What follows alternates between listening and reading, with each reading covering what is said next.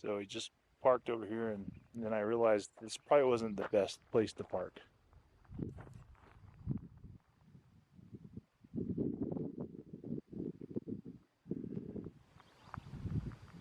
It's recording, so practice your line. Hi.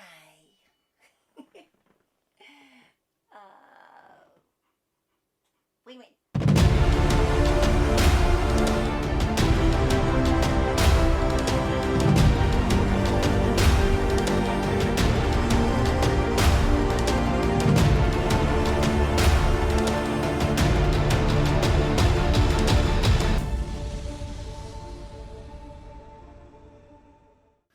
Hey everybody, we're back. Hi guys, Grand Tetons. Yes, Did you like it? I loved Grand Tetons. Probably one Absolutely of my beautiful. favorite mountain ranges that we've Yeah. seen so far. So Just pretty. it's epic. However, and you'll notice a pattern here with us, especially with some of the first places we visited, that we didn't give ourselves enough time for Grand Tetons. Oh, we didn't know. We It was our first time. we only gave ourselves a week between Yellowstone and Tetons, so that wasn't enough time. But Yeah. we tried to make the most of it. When you watch the video, the first part, when we were actually coming down from Yellowstone and we drove down through Yellowstone on our third day and then all the way through the Tetons, but it was overcast. But it was kind of cool because the mountains were clouded. You couldn't even see the peaks of the mountains. Everything was very clouded and overcast. So it was still kind of neat to drive through it. It was We didn't so really, pretty. we didn't really stop anywhere. We just took pictures as we were driving all the way down through there and then through Jackson Hole. So we're gonna do this the same way. We're gonna give you some tips for your visit to the Tetons, and hopefully it's a very enjoyable trip for you guys. I mean, even if you go there for one day, it's gonna be amazing just to look at. Very intimate. You Yeah, feel especially so- after leaving Yellowstone, when you get to Tetons, Yeah. you're like, it's kind of cozier, and you feel you're like, oh, this is nice, and it's quieter. So It's not nice. nearly as busy as Yellowstone. We're gonna do the tips again. We got 5 tips and a bonus tip. Our first tip is weather. Weather. Just like anywhere else. That's another reason why you kind of want to plan more days at these parks, because that way if you do 5 days at Tetons, you look at the weather and you only have 2 nice days out of the 5, well then you can plan on doing your hiking or doing your sightseeing on one of those 2 days or both those days, and then you can do laundry on another day or something like that. So again, always one of those. Sometimes if you're only there for a few days and it's going to be overcast the whole time you're there, You can do. well, it's still going to be enjoyable. That's tip number 1, weather. Tip number 1. Tip number 2 would be hiking tips. Tips.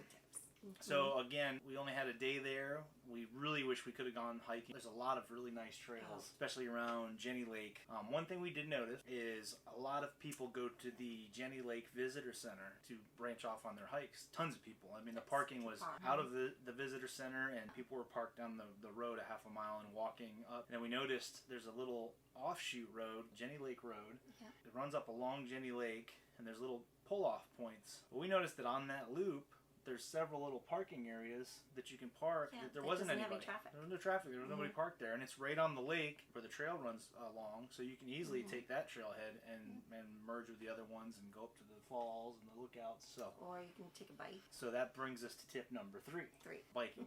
There's some awesome bike trails if you do mountain biking or 10 speeding. I mean, it's paved for the most part. There's a huge paved trail that runs all the way from the Tetons all the way to Jackson Hole, the city. So it's a really nice bike path. That's another thing that we were like, man, when we go back there, we're bringing our bikes. we're going to have a day just for biking, a day or 2 for hiking, another day just for sightseeing. I mean, we spent a whole day just taking pictures and videos. Definitely a couple of days, I think, to spend in Jackson Hole. If you're a townie, then yeah, maybe a day. And then Tip number 4 is was Jackson Hole. Jackson Hole. It's a cute town with a lot of cute lot of shops and restaurants and things like that. Mountain backdrops. Pretty neat. Pick a day for Jackson Hole. Tip number 5, find a campsite that's close if you can. I remember that while we were there was, I think, 2 campsites to the north of the park that were relatively close. And I think there's a campsite right outside of Jackson Hole. We were on the other side of the mountain pass in Idaho. So it took us quite a ways away. Yeah, it was like an hour and 20 minutes to get there from where we were staying. And if that's what you got to do, make it work. Okay. But there's a couple campsites that are closer. If you can find one, take it for sure. And that brings us to our bonus tip. Bonus tip. I feel like if you're going to plan a trip, at least take one day just to rest and do laundry to catch up, because we definitely needed that, but we didn't do it. So this kind of goes into planning your whole trip. Some people are like, well, it's better to give yourself buffers, and that's true. Yeah. sense. Obviously, with reservations, the further you reserve out, the easier it is to get reservations, especially for longer periods of time. Sometimes it's easy to find a day or two here or there, but if you want to stay in a park for 3, 4, 5 days, a week or more, then you're gonna have to reserve that out for a while. So when we planned this trip out west, I reserved everything from when we got to Yellowstone all the way out to when we went to Colorado. So for like 2 months, I reserved everything out. So the bad part about that is we had to go to the next spot. Right. So even though we wanted to spend more time at the Tetons, we couldn't unless we canceled, which probably could have done, but I was worried about losing the reservations I had. So there's something to be said about being spontaneous with it, but just know that it's going to be hard to get longer stays at some of these places. Right. My light just shut off. We just lost some light. But yeah, the bonus tip for take a day off, we noticed anytime if you spend 5 days somewhere, plan for one of those days should be to just kind of clean up, do laundry, get stuff done, and relax. That's a good bonus tip. Yes. And that's it for our tips for the Tetons. We hope you enjoyed the footage. We don't have a lot. I mean, we got a lot of pictures. We got a lot of footage, but we didn't, we don't want to bore you with 500 photos that we took, but the place is awesome. I would definitely recommend going there. Like we said, even if it's all you got is a day to drive through and take pictures like we did, take it. But if you can get 5, 6 days out there to do some hiking, kayaking on the lakes, hiking, sightseeing, biking, cool place. It's beautiful. So enjoy. Again, thanks for visiting. Yes. If you like this video, if you want to see more, please comment, like, subscribe, all the above. And thanks again. We appreciate it. Until next time.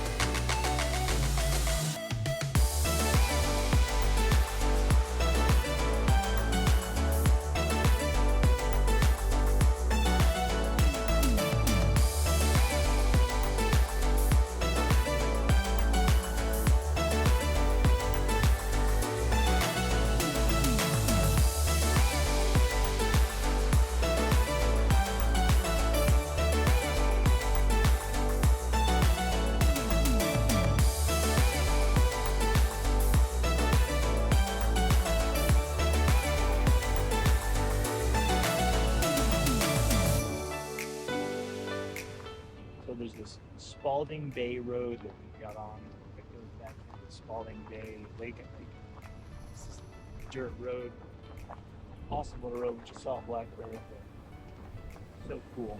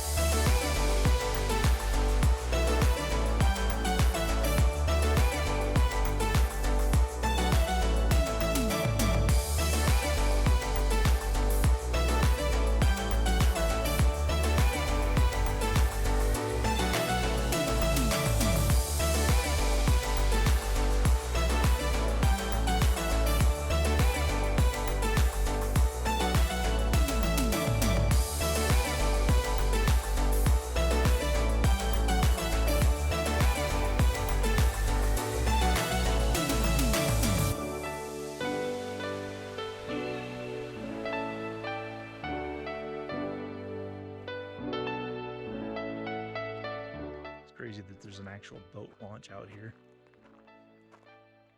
Single lane, very ruddy gravel, dirt road to get out here, but it's pretty cool and it's well worth it. The view out here is absolutely amazing. There's a couple little campsites or like some tent camping going on out here. It's just beautiful.